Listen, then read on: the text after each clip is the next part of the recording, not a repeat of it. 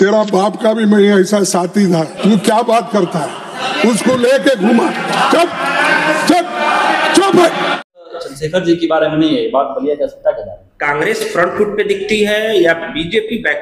आपका थोड़ा सा झुकाव सॉफ्ट कॉर्नर में बीजेपी की तरफ दिखता है। चंद्रशेखर जी भी मुकाबला नहीं कराएंगे हमसे। कि अगर दम हो तो आप बलिया में चुनाव लड़ के दिखाओ, तुम्हें चंद्रशेखर की औकात बताते। कांग्रेस का इतना सा नेता है, लेकिन एक परिवार का वो युवराज, सेल्फ गोल करने में ज्यादा विश्वास है। चंद्रशेखर का बयान क्यों आएगा इस पे? प्रधानमंत्री बनना है, वो बना। ये व्यक्ति बनेगा तो प्रधानमंत्री बनेगा।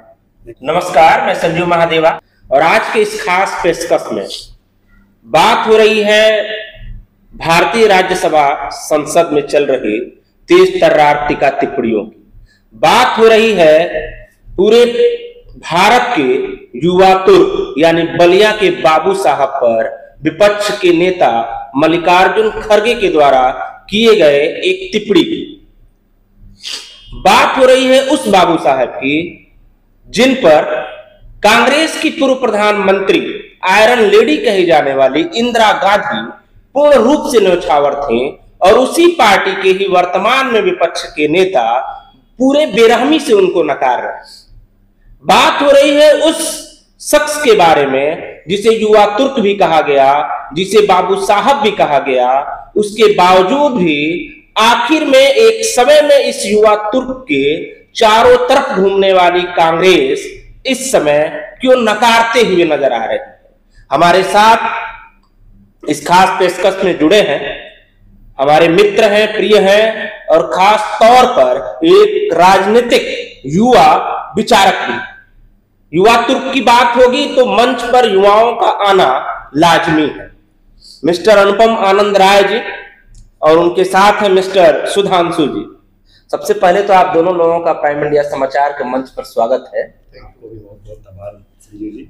और बात यह है, पहले शुरू करते हैं मिस्टर अनुपम आनंद जी से कि ये जो राज्यसभा में मल्लिकार्जुन खड़गे के द्वारा जिस प्रकार से युवा तुर्क यानी कि बाबू साहब यानी कि पूर्व प्रधानमंत्री चंद्रशेखर सिंह पर जिस प्रकार से टीका टिप्पणी की गई, उस पर आप उसको किस तरीके से देखते हैं? देखिए, ये मेरे हिसाब से मैं देखता हूँ राजनीतिक विद्वेष और उम्र का तकाजा भी मैं देखता हूँ। खड़गे साहब का ये बयान उस युवा तुर्क पे है जो युवा तुर्क के बारे में आप इतना ही कह सकते हैं कि जिनके बारे में कहा जाता था कि ये व्यक्ति बनेगा तो प्रधानमंत्री बनेगा, नहीं तो कुछ नहीं बनेगा। जिसने मंत्री पद को ऐसे ठुकराया जैसे मंत्री पद उनके लिए कोई बहुत आम सी चीज़ है, बहुत छोटी चीज़ होती है।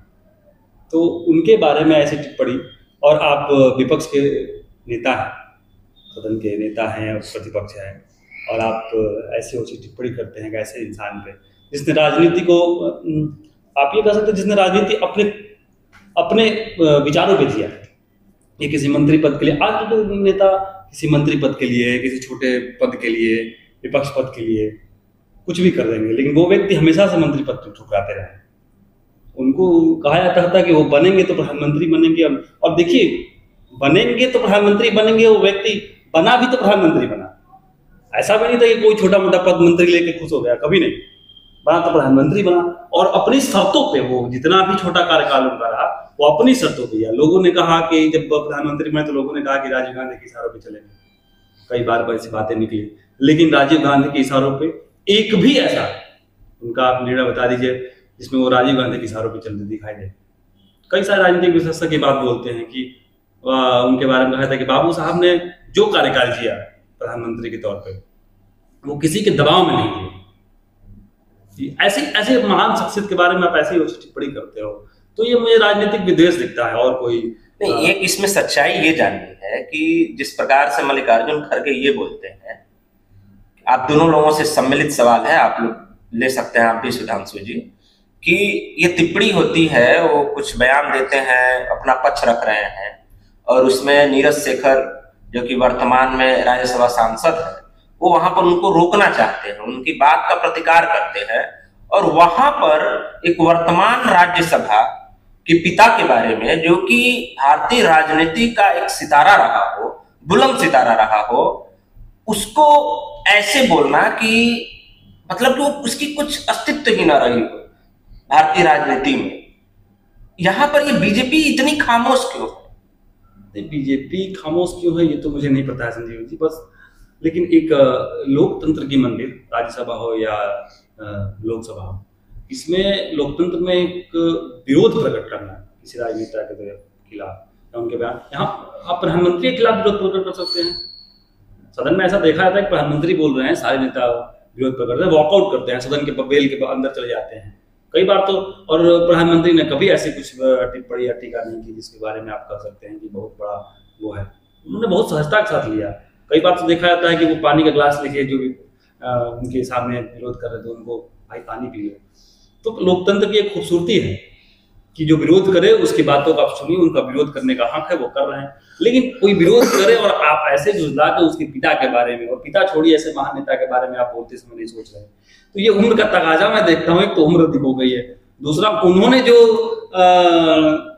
राजनीतिक जीवन जिया है, अभी भी उनके बारे में कई ऐसी टिप्पणी आती है कि उनको एक सिंबॉलिक वो बनाया गया है। आप कह सकते हैं कि वोट की खातिर या जो आपको कहना है कहिए।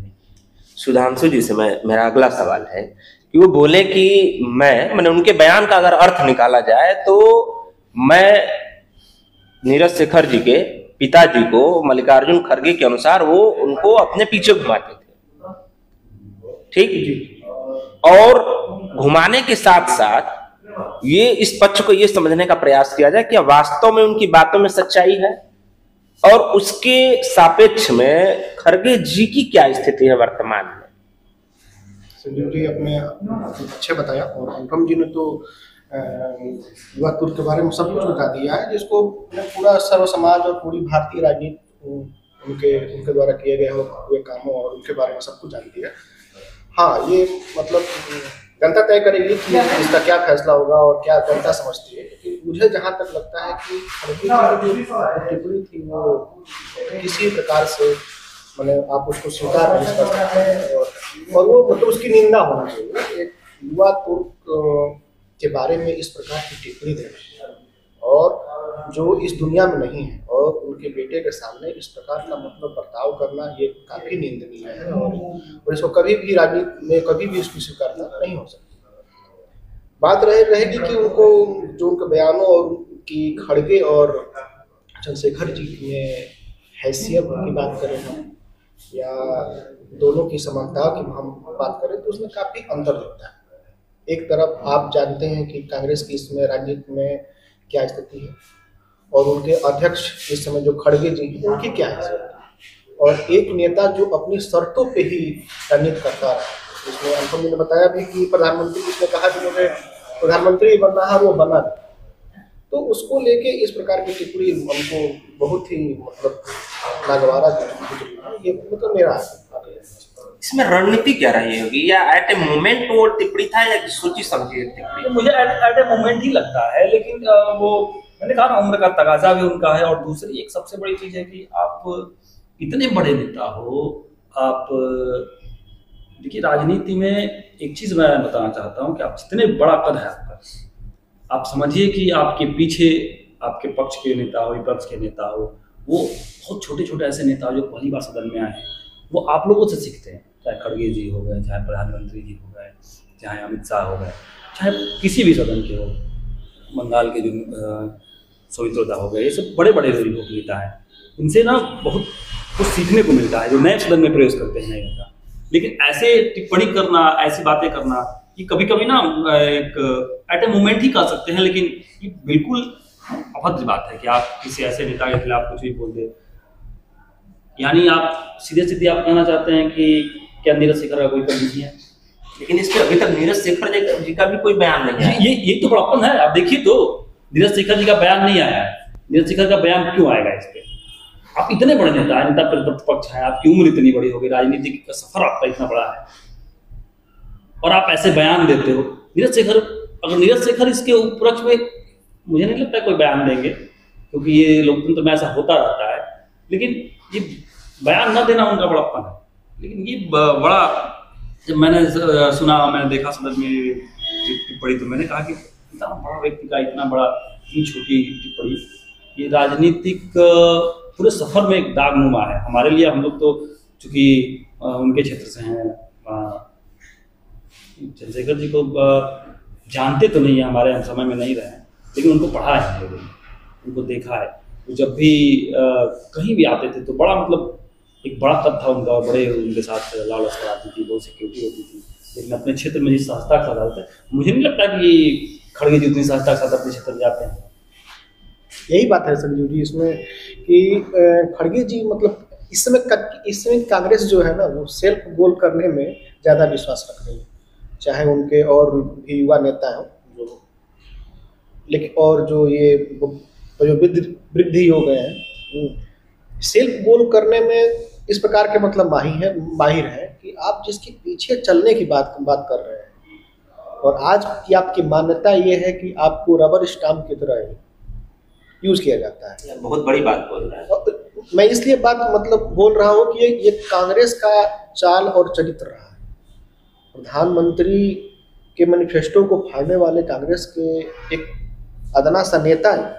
कांग्रेस का अदना सा नेता इसलिए कर रहा हूँ कि कांग्रेस का अदना सा नेता है, लेकिन एक परिवार का वो युवराज है, तो उसकी शक्ति एक प्रधानमंत्री के द्वारा बनाए हुए मैनिफेस्टो के फाड़ने तक की है। और फिर उस मैनिफेस्टो को अगर वो सरकार वापस ले लेती है तो आप समझ लीजिए कि कांग्रेस के इस समय वर्तमान के अध्यक्ष की हैसियत गांधी परिवार के सामने क्या है। नहीं, डायनेस्टी पॉलिटिक्स तो शुरू से चली है कांग्रेस में, अब तक उठा के देखिए था। कांग्रेस ने हर समय उनको बनाया जिनकी उनकी जरूरत थी। अब देखिए जिसमें चंद्रशेखर जी के जिस समय प्रधानमंत्री राजीव गांधी की सबसे ज़्यादा जरूरत थी, राज देसाई जिस समय बने उनकी सबसे ज़्यादा जरूरत थी। तो जितने भी प्रधानमंत्री बने कांग्रेस को उस समय उनकी जरूरत थी। इंदिरा गांधी जी ने जब बनाया तो इंदिरा गांधी के खिलाफ बहुत रोष था उस समय। इंदिरा गांधी इस्तीफा देकर निकल ली, दूसरे को फिर बनाया, फिर सरकार हटा ली, खींच के हटा ली। अच्छा, एक सबसे बड़ा थोड़ा सा आश्चर्य ये भी होता है कि पक्ष हो विपक्ष हो, कई पार्टियां भी हैं, चंद्रशेखर जी के सानिध्य में कई पार्टियां उभरी भी, ठीक, लेकिन इस पर किसी का भी एक टिक्का टिप्पणी नहीं आता है, और बस उसका विरोध चंद्रशेखर जी के गृह जनपद में ही दिखता है। युवाओं के बीच मल्लिकार्जुन जी का पुतला फूंका जाता है। मल्लिकार्जुन जी के साथ साथ कांग्रेस को ये धमकी मिलती है कि अगर दम हो तो आप बलिया में चुनाव लड़ के दिखाओ, चुनाव में आओ तो हम तुम्हें चंद्रशेखर की औकात बताते हैं। ये तो भाग्यपूर्ण है कि आप चंद्रशेखर जी को सिर्फ बलिया तक सीमित कर रहे हैं। नहीं, मैं नहीं कर रहा हूँ, या जो विरोध प्रदर्शन हो रहे हैं इस टिप्पणी पर, उससे तो यही लग रहा है। नहीं, आप ये मैं नहीं कर रहा हूँ, आप कर रहे हैं, लेकिन ये दुर्भाग्यपूर्ण है कि कोई भी बलिया के लोग अगर किसी विरोध कर रहे हैं तो ये बहुत दुर्भाग्यपूर्ण है। मैं सिर्फ पूर्वांचल से उनको नहीं जोड़ सकता, और वो पूर्वांचल की राजनीति किए भी कभी नहीं है ना। क्या वो कोई सिर्फ बलिया की राजनीति उन्होंने किया है? तो दिल्ली की राजनीति किए हैं, और दिल्ली की राजनीति में इंदिरा गांधी ने सबसे ज्यादा डर किससे लगता था? तो युवा तुर्क से लगता था, याद रखिएगा। वो एक बार उनसे पूछा गया कि चंद्रशेखर जी के बारे में कि उन्होंने किसी से कहा था कि इस व्यक्ति में बहुत दम है, और कभी कभी सरेआम उनको बुला के मिलती थी, उनसे पूछती थी। और देखिए चंद्रशेखर जी की वो बात, चंद्रशेखर जी ने यहाँ तक कर दिया थे कि अगर मेरा विरोध हो तो मैं कांग्रेस तोड़ भी दूंगा। ये बयान बहुत बड़ा बयान, और किसके सामने? राजीव गांधी। आज की कांग्रेस नहीं थी वो, नहीं, वो इंदिरा जी के सामने कहा था उन्होंने, और इंदिरा गांधी के समय की बात है। इस समय उनसे बड़ा कोई कद नहीं था, मुझे नहीं लगता कांग्रेस में कोई उनसे बड़ा कद का नेता पैदा हुआ जवाहरलाल नेहरू के बाद। उस समय तो पूरे भारत में उनसे बड़ा कोई कद नहीं रहा होगा, क्योंकि आयरन लेडी बोला जाता था। तो वर्तमान ऐसी बात कहना और खुलेआम बैठ के कहना सामने, मैं तोड़ दूंगा। क्या उस समय चंद्रशेखर का जो अंदाज था चाटुकारिता से बहुत परे थे राजनीति में, और इस समय की जो खादी की स्थिति है, जो नेताओं की स्थिति है, अपने से पार्टी के जो हाई कमान के नेता हैं, उनके बीच का जो बातचीत का सामंजस्य है, जो उनका अंदाज और जो तेवर है, काफी ढीला ढाला दिखता है। ये राजनीति का इतना गिरावट तेवरों में क्यों हो रहा है, इसको आप किस प्रकार से देखते हैं?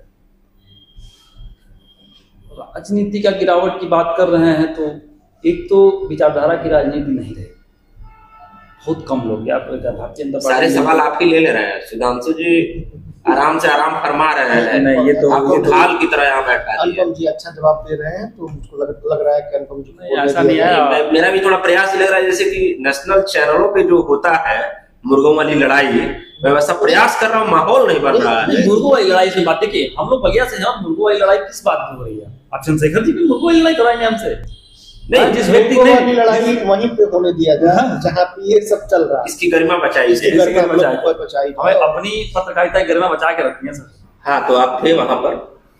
राजनीतिक स्तर की बात कर रहे हैं तो पहले की राजनीति नहीं, राजनीति विचारधारा की राजनीति है। देखिए, जिसने भी राजनीति की, चाहे भारतीय जनता पार्टी की राजनीति हो, चाहे कांग्रेस की राजनीति हो, चाहे क्षेत्रीय दलों की राजनीति हो, चाहे समाजवादी पार्टी की राजनीति हो, कि कौन से नेता ऐसे हैं जो विचारधारा के नाम पे राजनीति में भी लड़े हैं? और जिसने विचार अपनी बलबूते, विचारधारा के बलबूते अपनी अस्मिता बनाई हो। नए युवाओं में एक आध दो छोड़ दे अगर, सब वही है। अब टिकटों के बंटवारे को देख लीजिए, कितनी टिकट बंटवारे विचारधारा की लड़ाई होती है। भाई, आप विचारधारा के व्यक्ति को अगर मेन स्ट्रीम पॉलिटिक्स में लेके आइएगा तो आपकी विचारधारा को और बल देगा। अब देखिए, प्रधानमंत्री जी की जो राजनीति रही, विचारधारा की राजनीति रही, और विचारधारा की राजनीति की वजह से यहाँ तक का सफलता ही मिली है। आपने अब तक जितनी बातें रखी उसमें आपका थोड़ा सा झुकाव सॉफ्ट कॉर्नर में बीजेपी की तरफ दिखता है। नहीं, बीजेपी मैंने अभी भी कहा, जो दर्शक होंगे वो क्या कहेंगे? नहीं, मैंने अभी आपसे कहा कि चाहे वो भारतीय जनता पार्टी की राजनीति हो, चाहे कांग्रेस की राजनीति हो, चाहे क्षेत्रीय दलों की राजनीति हो, उसमें विचारधारा की राजनीति करने वाले लोग या उनको टिकट बंटवारे की बात हो, चाहे कहीं भी हो, उनको नहीं तवज्जो दिया जाता है। अब ये भारतीय लोकतंत्र का, ये आप कह सकते हैं कि दुर्भाग्य है। जिनकी विचारधारा उतनी मजबूत हो, जो विचारधारा की राजनीति करना चाहते हो, जो अटल जी की विचारधारा की राजनीति करते हो, उनके कवित्व की बात, अब अटल जी की बात आई तो मैं बड़ा वो हो जाता हूँ। मैंने जब किताबें पढ़नी शुरू की राजनीति की, तो सबसे पहले व्यक्ति थे जो मैं अटल जी की किताब पढ़ी और उनकी कविताएं पढ़ी थी। तो उतने बड़े व्यक्ति भारतीय जनता पार्टी में अटल जी से बड़ा मुझे नहीं लगता कोई है। अटल जी की विचारधाराओं के साथ राजनीति करना चाहिए। एक अंतिम सवाल हम लेते हैं, एपिसोड थोड़ा सा लंबा होगा। ये जो बयान हुआ है युवा तुर्क पे, बाबू साहब पर, और विरोध प्रदर्शन केवल पूर्वांचल के बलिया जिले में हुआ, यहाँ पर कांग्रेस फ्रंट फुट पे दिखती है या बीजेपी बैक फुट पे दिखती है? सुधांशु जी। नहीं, मुझे लगता है कि वो खड़गे जी का एक ही टफ मोमेंट था, लेकिन वो डेंट करेगा, कांग्रेस को डेंट करेगा वो, क्योंकि एक आप ऐसे नेता के बारे में मतलब बोलते हैं जिसकी एक छवि ही ऐसी रही है जो कभी पीछे की नहीं रही, जिसको आप ये इंगित कर रहे हैं कि मैंने जिस प्रकार का बयान मैं उसको रिपीट नहीं करना चाहता हूँ, तो उसको ये डेंट करेगा। हाँ, ये एक सोचने की मतलब बात है कि इसका जितना मुखर विरोध होना चाहिए था, मुझे ये लगता है कि ये नहीं है। अब इसमें राजनीतिक पार्टियां हैं, उनको हानि लाभ सब कुछ मालूम होता है, उसी के आधार पर सब कुछ करते हैं। उन्होंने सही कहा कि विचारधारा की कोई बात रही ही नहीं है। अब वही विचारधारा आज की आप संजीव जानते होंगे कि अंतरात्मा हो गई। आजकल विचारधारा का कोई मतलब नहीं है। आज हमारा अंतरात्मा कब किस पार्टी के लिए जग जाए कोई नहीं जानता है। तो उसको अंतरात्मा नहीं कहिए, उसको कहिए कि अपने कुर्सी की लड़ाई या अपने पावर की राजनीति में आना एक शौक बन गया है। वो सेवा का मैं बोल रहा था कि अंतरात्मा की आवाज से ही आज लोग पार्टियां छोड़ते हैं और दूसरे पार्टियों में मतलब शामिल हो जाते हैं। तो विचारधारा को लेकर के आज कोई आगे बढ़ने वाला खड़गे जी के मन में इस चीज को लेकर पछतावा होगा? नहीं, बिल्कुल दिखता तो नहीं है। अगर एक राजनीतिक विश्लेषक के तौर पर देखा जाए, अगर उनको पछतावा होता तो उन्होंने तुरंत वहीं पे माफी मांग लिया होता, लेकिन मुझको नहीं लगता है कि वो कोई पछतावा है। और कांग्रेस पार्टी भी उसको बैक ही की है। किसी भी प्रकार से किसी नेता का ऐसा बयान नहीं है कि उन्होंने गलत कहा। हाँ, सदन में है तो वो एक्सपंज हो जाएगा, लेकिन एक समाज में एक संदेश चला गया है कि खड़गे जी क्या सोचते हैं एक नेता के बारे में, जिसको आप लोगों ने खुद ही बताया कि इंदिरा गांधी ने जिसको सराहा हो, इसकी क्षमता हो कि इंदिरा गांधी का नेता से बोल सकता है, उसके बारे में खुद कांग्रेस के आज के नेता क्या सोचते हैं? कांग्रेस के अब खड़गे जी की बात किया है तो, अब चंद्रशेखर जी की बात किया तो सबसे बड़ी समानता इसलिए चंद्रशेखर जी ने इतने बड़े कद के नेता हो, आप कोई व्यक्ति एक ऐसा नहीं है जो लांछन लगा सकता है कि उन्होंने कभी अपने बेटे को, अपने परिवार को राजनीति में लेकर आया हो, कभी नहीं। अब खड़गे जी का इतिहास उठा के देखिए, उन्होंने अपने बेटे के लिए क्या क्या किया। तो चंद्रशेखर जी एक पक्के समाजवादी थे और उसकी पहचान ही जो परिवार के बारे में न सोचता। चंद्रशेखर जी समाजवादी थे और इंदिरा गांधी ने एक बार चंद्रशेखर जी से पूछा था कि क्या कांग्रेस समाजवादी हो सकता है। उनका एक बयान है कि कांग्रेस थोड़ा सा समाजवाद है, बाकी मैं बनाने आया। उन्होंने कहा था थोड़ा सा समाजवाद है, बाकी मैं बना दूंगा। उन्होंने कहा था, इंदिरा गांधी के सामने ही बात कही थी। वो अलग की बात है कि गरीबी हटाओ का नारा आज तक नहीं है, इंदिरा गांधी ने लगाया, हटा नहीं। बाकी बलिया के लोगों की बात अगर करें तो उनके अंदर बहुत रोष है इस बात को लेकर, क्योंकि वो हमारे भारत के राजनीतिक गुरु तो हैं। हमारे लिए वो अस्मिता की बात है।